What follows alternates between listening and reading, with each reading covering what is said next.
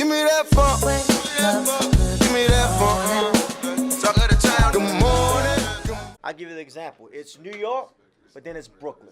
Okay. You know what I mean? Okay. Even though Brooklyn's in New York. And you can't even say Harlem anymore. Right. You can't even say, but you lightway can't say Brooklyn anymore either. Right. Because hey, yo, let me tell you something, my nigga. DC? Let me tell you something. Best style right now, my nigga. It's not what it was. It's not what it is, B. You got white women walking around with strollers on. Right. You're right. But there's still parts of Brooklyn where I do this when we get off the train. Yo, I don't know what part that is, bro. I don't know what part that is, B. We'll go. Where? I'm from Brooklyn, bro. I'm from Brooklyn. No, But where? Only part maybe Marcy. And by the way, I just seen a white woman on Marcy Project walking a dog. walking. Yo, you know it's coming. You know it's coming. You know it's coming. You know it's coming. But they put the Starbucks on the corner. Oh no. But yo, listen. Starbucks or host food. Sorry. Great. My Now bad. you good, nigga. That's what the podcast room is for. Yeah. You good, nigga. Alright, You're good, good. you're But not, good. nigga, keep this going. But like, that's the difference when he say the difference between DC and Washington D.C. Cause I remember, yo, my nigga, there was a time. Now this is when the Fugees first started. I remember niggas like, yo, DC's murder capital. Like, Nigga, it still is. Nigga, I'm doing a Stop the Violence rally this Saturday Yo, in D.C. can I say something to you? Yes. So in my career, I've come to DC. You know, like any other artist, you go traveling to these major cities, right? In the last 10 years, no, wait, this is 2017. So since 2008, I've been coming to DC regularly because I was involved with the Obama campaign. Of course. Okay, so like I had an office right here down the street from the White House. So that's Washington, D.C. That's not Yeah, DC, so though. I come here, I'm Right. like, damn, man, this shit is beautiful. Like, yo, where all the niggas at? Right. That's Washington, D.C. That's the capital. So that's not DC. No, D.C. is Southeast. It's Benton Road. It's Trinidad. It's Berry Farms. Like, these are the hoods. I never heard of that shit. Right. So, and these are these are the no-fly zones. So this is if you're not from here, don't go here. If you come, They if you're call not, them no-fly zones? no-fly zones, no walk zones, because this is where you get stuck up at. Because now you're a tourist and you're Pras, and you're an artist, nigga. This nigga got money. I'm definitely gonna rob this nigga. I know he got money. He got I'm gonna get Fugees the money. AP. I'm getting the Fugees protect. money. I'm getting He's all done. that. Right. He's done. So, but you Catch him slipping. But you're safe on the campaign when you're going down Pennsylvania Avenue. Yo, cause I'm walking Pennsylvania Avenue. right. You know, I'm like, damn. And This it's white women I'm like, I don't walking their remember- dogs. Right. I and said, I don't remember DC like Nah, this, that's man. not Yo, they DC. clean murder capital up. That's not DC. So 'Cause now I'm like- you know the difference. So I tell people DC, and you ask me about DC and B-more. DC and B-more is night and day. So it's 35 minutes apart. It's New York and Jersey. Right. So DC and B-more are real. It's the hood. Then you have Washington, D.C. and Baltimore. Does that make sense? Baltimore is the inner harbor. B-more is not the inner harbor. Right. Washington, D.C. is Pennsylvania Avenue. It's Georgetown. right. This is nice. Oh, my God. Look at this. Shopping.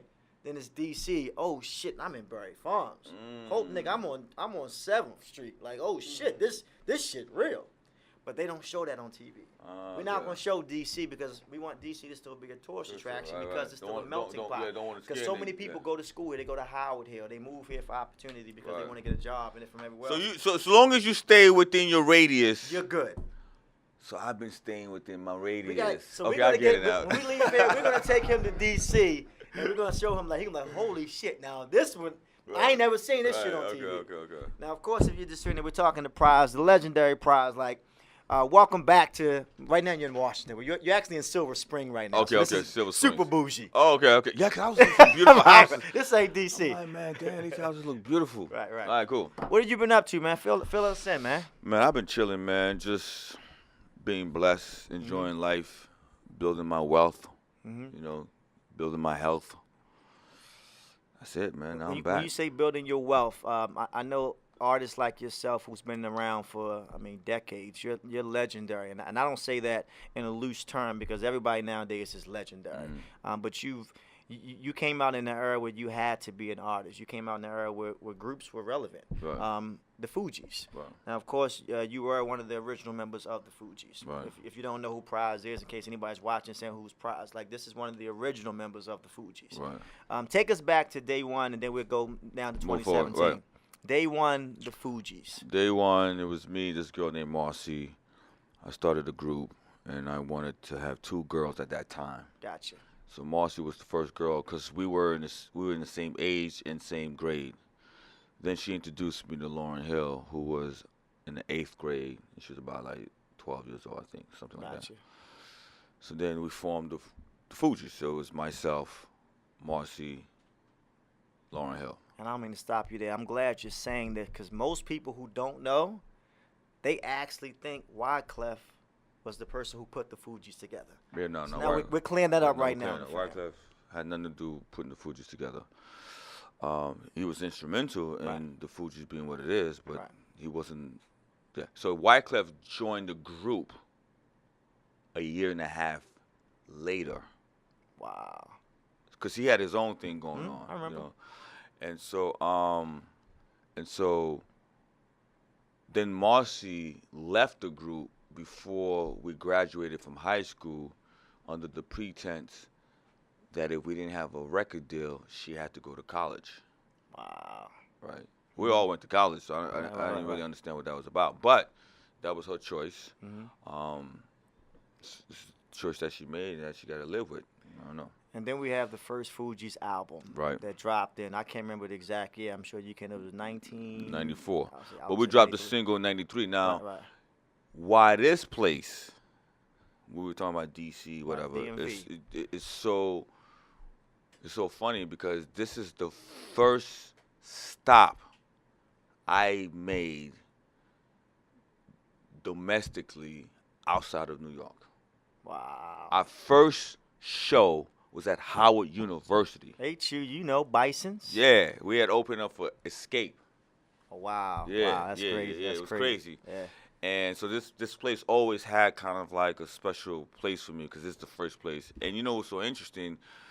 People don't know who the hell we were. You know, we had the band. It was like, yo, we was on some other bullshit. I mean, it's just because the music was kind of like, there was something else going on. We came late with that style of music. Right. So I never forget this, man. We got on that stage. It's madness, man. We got on the stage and people was just standing there looking at us like, Who the fuck is this? and then here comes this group. Niggas was like, what the fuck? You know what I'm saying to you? But, you know, obviously, you know, and then we went on to, you know, we crafted our shows and we became known as one of the best hip hop shows. Yes. But we didn't have the records. We didn't have the records that people could hear on the radio or whatever. There was none of that. Killing Me Soft. None of that was yet. And then we got lucky where we did this guy named Salam Remy. He did a remix for us called Nappy Heads, a.k.a. Mona Lisa. Yeah. So that kind of extended our life cycle, if you will. And then, obviously, we went on to do the score, 95, summer 95. Dropped the single, Fugees, the end of that year. The score came out in 96. Still one of my favorite records to play in the club till this day. Word, thanks, man. That Ready or Not, I mean. Yeah. You know, Fugees was a Fat Joe record. I did not know. Yeah. So big up to my Originally Memphis. a Fat Joe record, then y'all remixed it? No. Oh. The beat was for Fat Joe. I He got passed on it. Oh, I know he's kicking himself. Oh, no, in the ass, he he's, talks he's about good it. now, but I know No, he's he's kicking good. himself. He's good, but he always talks about it. He always talks about it. Right. We got to my man Fat Joe, but yeah, that record took off for us, man. It was a blessing from that point. So anyway, you know, the Fugees went to do what it did, and everything from that point was beautiful, man. Bless. Now, of course, since then, when the Fugees were popping, you got in a little trouble, and the Fugees. What do you think actually caused the Fugees to separate? I think you just had three egos, man. Everyone, because I felt like I was the architect. I'm the brain. Mm-hmm. You have Lauren, who's like the heart and the soul, and then you had Clef, who's kind of like that musician, producer, captain, if you will. And it just got to a place where we just kind of like bumped heads, especially the two of them, because I wasn't vying for the front space, you know what I mean? I wasn't trying to hog the mic. Got you. You know what I mean? So it's kind of like when you have a basketball team and you got that one guy who want to always shoot the ball, even if he's missing shots. That's Wyclef. Oh, yeah. You can go ahead and say it, man. Like, we good here. No, I mean, it's all good. That's my dude, it's you all know what I'm love. saying? But, yeah, he wants the ball. He'll miss 30 shots. But I want I want the ball, you know what I mean? And he may pass the ball when he's tired. But even when he's tired, he wants the ball. Right. He passes it to you so you can pass it back to him. Give me a second to get some water. Yeah, I got my water, Pras. Yeah, I need you know what I mean? back. Yeah, Right, so, right. it's kind of like, this guy kind of a little bit crazy. But we were kids, though, you know what I'm saying, Right. too? So it's kind of like, let me tell you something, man. When you think about where we came from, Yes.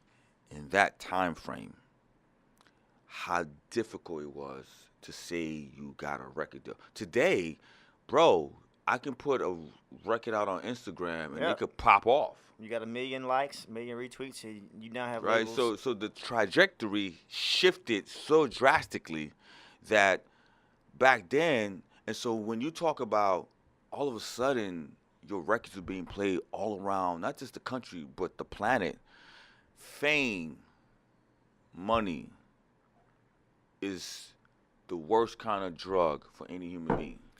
I don't care who it never is. lying. You know what I'm saying? At what point did you realize we made it? Like, we are the Fugees. We are the legendary group, the Fugees. At what point was that? When I met Princess Diana. Wow. How was that? Like, I couldn't even imagine. You know what's so funny? I was in like England bullshitting, right? Mm-hmm. So every time I do an interview, because we're the second or the third biggest American act in England. That's crazy. Behind Michael Jackson and I think whatever other artists. Right. So I remember we used to do an interview because we were always in, because that's one of the places that the record really took off. Mm-hmm. Like, people love the Fugees back on Blunted, not even the score. So every time I'm doing an interview, I'm like, I want to give a big shout out to Princess Diana. I want her in the next video. I would always say that shit. And so funny, I bumped into her twice, but I never spoke to her, but I bumped into her twice because I used to stay at this place called the Royal Garden, some hotel. That shit sound rich. I don't even know. It's actually, so here's the palace. It's across the lawn from the palace. Right. And she used to come and work out at the Royal Garden. So I'll bump into her. But, she's the princess, man. Mm-hmm. My balls wasn't that deep for me to go and now to definitely be like, hey, what's up, man? What's popping? You know what I'm saying? But anyway, so I kept saying, I want Princess Diana, Princess Diana, whatever. So we did a show with Spice Girls at somewhere. I think it was the Wembley, or I don't remember. It was, I guess, Spice Girls, somebody, one of them English acts. And my executive at the record company said, I got a surprise for you. Because I was in love with this woman, man. I wanted to marry her. And it was the I princess. would have got killed, too, if I tried to approach her. But anyway. Yo, he brought Princess Diana backstage, yo. You bugged out? I was like a Groupied bitch. all the way out. Oh, my God. Princess Diana. Oh, my God. Yeah, she was like, listen, I appreciate, she gave me a letter or whatever. She said, I appreciate you, your invite to the video. Obviously, unfortunately, I can't be in the video, but I wanted to come say I'm a big fan of you guys. I was like, oh, my God. Like, Princess Diana. That's when I knew, like, Nigga, we made it. We made it. Nigga, we made it. Are there any regrets that you look back on now and you say, I wish I could have did this differently, or I wish Lauryn Hill or Wyclef, if this would have been different, maybe things might be different in 2017? I've learned to not have any regrets. I've learned to, in life, in order to be successful, you have to cherish the bad that comes with the good equally. Because it's so easy to love the good. Right. But if life gives you that thing that is negative and you embrace it and believe this too shall come to pass, then I believe the universe is going to give you, multiply it 10, 20 times. I'm not a Bible freak, but this one story I remember, this guy named Job, where he was rich, he had everything, and then God came and took everything away from him, took his wife away from him, his children, everything. And he still loved God even more. Then God came and blessed him 100 times more, gave him a badder bitch. Right. You know what I'm saying to you? Not in a literal sense, people. But yeah. You good. But you see what I'm saying too? Right, So that's always been what I believed in. And I feel like that's why I'm so blessed. That's why I can sit here and say to you, yo, you haven't seen me in the scene forever. But, yo, I got probably more paper than your 10 top favorite rappers out in the game right now. I believe you. Real talk. You know what I'm saying to you? Because I've been blessed where I've been building my wealth and I just been living right, man. You know what I'm saying? Now, if someone does not know, what are some things that you're involved in right now on a day-to-day basis? I mean, I got a private equity fund. We Nice. do renewable energy internationally. I'm part of that. I just acquired a couple gold mines out of Sudan, Africa. And he just saying it so subtle, gold mine here, gold mine there. You know, Nothing major, quick. I'm like, I curate things. Mm-hmm. Or I'm like what you call a renaissance man. So I'm just in different things that I just, I'm into. Obviously, I'm into politics too, especially international politics. Now, you were actually very instrumental with the Barack Obama campaign. That's my dude. How'd you link up with O? I call him Big O. A friend of mine introduced me to him in 04. Okay. 04 or 05, when he was just becoming he wasn't even a junior senator yet. And a friend of mine thought that, because she knew him and she knew me, and she felt like, yo, I think you guys should meet. He's going to be the next president of the United States, the first black man. At that moment, did you think that was even possible, honestly? Oh, I believe all is possible. I just thought this bitch was crazy. Yeah. Because I didn't know who it's the not fuck she going was to be a talking black about. president. No, because, first of all, you got to think of it like this. Barack Obama, right now, us saying that name sound like me saying Todd Johnson, right? It just sound like a regular name. When you first heard that name, most people, it took them a little while to even be able to pronounce that name. Barrick. Right. Yeah. You know what I'm saying, too? So I was like, this country? Yeah. At that time, this is before I met the dude. Right. I meet the dude. He was a fan of the Fugees, whatever. Of course. He still talks about that. Right. And I was like, oh, this dude is smart, whatever. And then in 06, they called me like, yo, he's going to make a run, whatever. I was like, I'm all in. I didn't know what the fuck I was getting myself into, but I was like, I'm all in. And my team, we were the biggest fundraiser for Barack Obama. And we were the second biggest in 08. In 012, we were the number one biggest fundraiser for him. That's dope, man. Yeah. Now, fast forward, Barack Obama is no longer our president. We stuck with 45. Fucking Trump. I'll go ahead and say it. When you look at everything that's happening right now in Houston, you look at everything that's happening with Hurricane and Trump's response and just his presidency as a whole right now. If you could say something to President Trump, what would Pras say right now? Honestly, say how no. I know. Listen, I know a lot of people are not rocking with him right now. I always believe like this. I've met Trump twice. This is before he was president. Okay. Okay. The guy that I met and the guy who's the president now, I feel like are two different people, right? But bigger than that, I would say to him, President, you have to have some kind of empathy, and we need you to lead, because I've never been the guy who. Let me tell you something. You got a bunch of people. We can all be on a boat together, right? If one dude really hates you, he's willing to take that whole boat down just because and take himself down. Right. I don't play those kind of games, man. Because for me to see him fail, I'm going to fail. Because if he goes down, we go down. He's already going down. As you No, see, but I'm just, right, but I understand what you you're see saying. what I'm saying? Right, So I could only hope that this, bro, I hope this guy wakes up tomorrow morning and be like, fuck, I've been fucking up. I've been bugging the fuck out here, yo. I'm really the president. Yeah. Yo, all right, chief of staff, Yeah. come, yo, we're gonna flip this whole thing up. Right. I've been bugging the fuck out. Like, you know what I'm saying to you? Like, I wish. really, no, And bro, because Trey, I'm with you. yo, I keep trying to tell people, and that's why it's so important not to stress this dude, because it is gonna be what it is. Now, if this gives you any solace, I will say this to you. Thank God that this is America. And I'm going to tell you why. There is no other country on this planet, maybe except England, that something like that happens, the whole country would have went in turmoil. Period. Because our country already has a system the fabric is so set up that it's just a little nudge, right?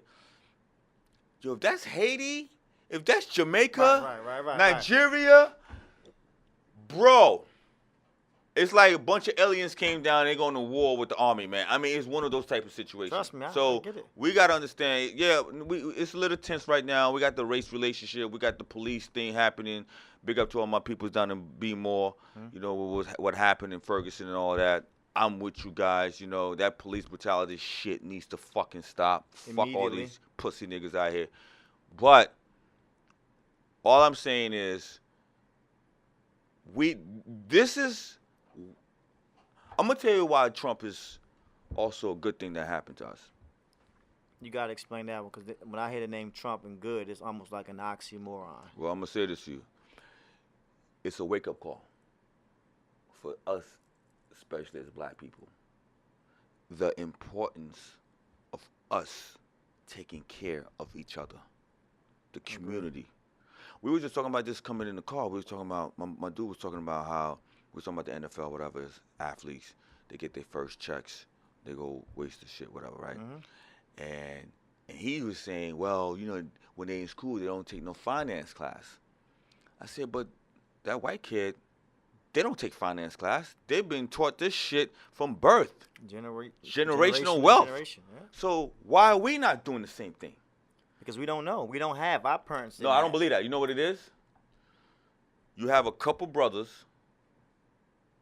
that make it out off the plantation, and they don't want to share the secrets on how they got off the plantation. Right? Period. You got a lot of guys who made it successful. They want to keep, that's how we are, man. We want to keep that shit to ourselves because we so used to not having anything. And afraid that if I give I might lose everything. Right. So the thing is, I'm supposed to come back to you and be like, yo, brother, listen, man, there's a couple places you can invest your money. You might want to check it out because this is what I did. This is how I got my wealth. Like, you might want to go here. I'm going to keep that to myself. I don't want to share that with you. That's what it is, B. Because the other man, he's sharing it with his people, his kids. His kids, his family, his friends, everybody. Yeah. You feel what I'm saying, too? We're not doing that.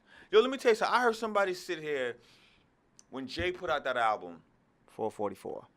Now, people were all like, oh, my God, this is incredible. I was thinking to myself, well, this is what I do anyway. But it made sense because I realized at that moment, most people are not on that. But do you know how many people, our own people, try to, like, downplay what he did? Like, man, get the fuck, like, trying to say some old man shit. The motherfucker's damn near a billionaire. Yeah. You might want to listen to what the fuck he has to say. I did. I still am. But you see, how we are, like, try to, like, no respect to the God. Crazy. You feel what I'm saying to you? So all I'm saying is, in regards to him, this is a prime example. Like, we got to stop thinking the system is here for us. We got to stop thinking. We got to stop relying so much on the system.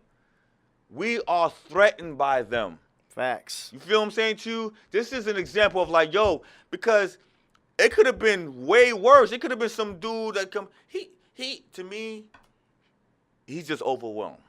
That's what I think, and he's just. I don't think he planned on actually being the president. Right. I think he just ran because No, I had the money and I could. And right. I just think that he wasn't fully prepared. That's all I think really what it is. So, and then he's whatever. I don't. But the point I'm saying is that this is a prime example of you don't know the next man that's gonna come in and roll everything back. Roe versus Wade versus Roe and the civil rights bill. You don't know somebody gonna come in and decide like, yo man, listen, this affirmative action shit, kill that.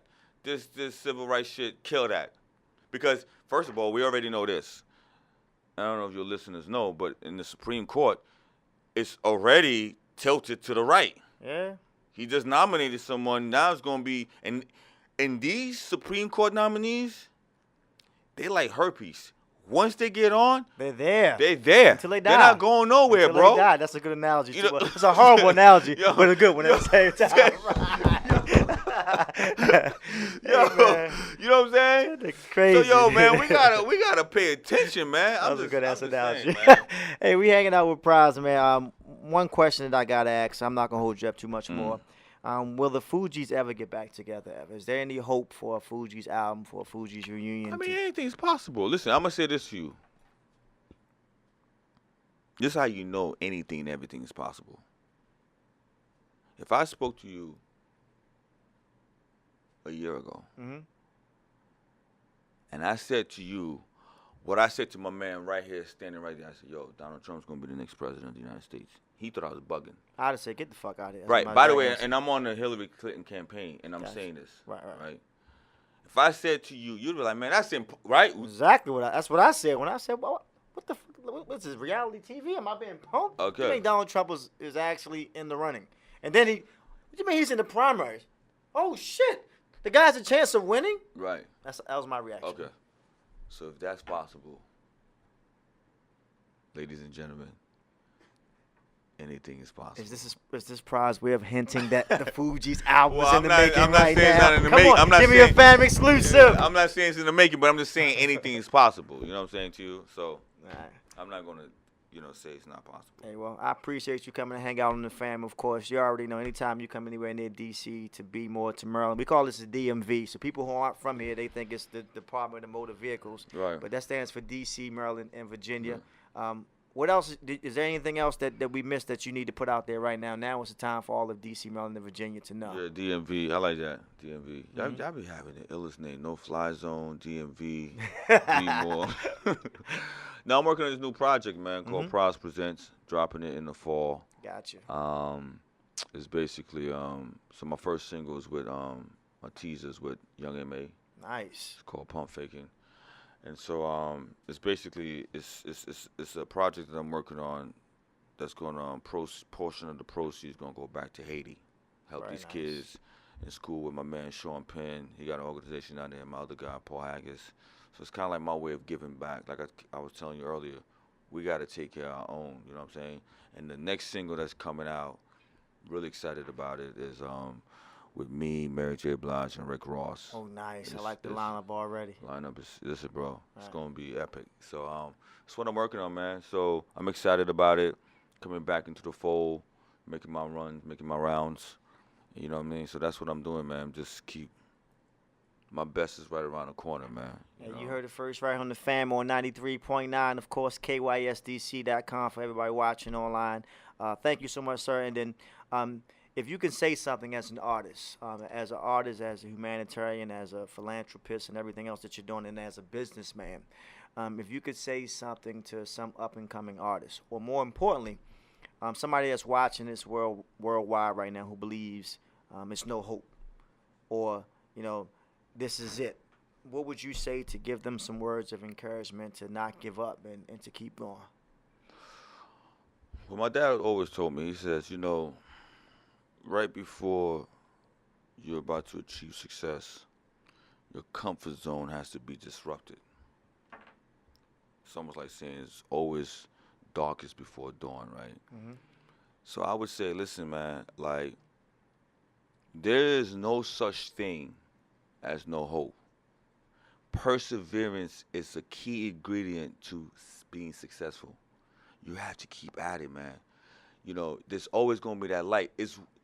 Failure is when you stop trying.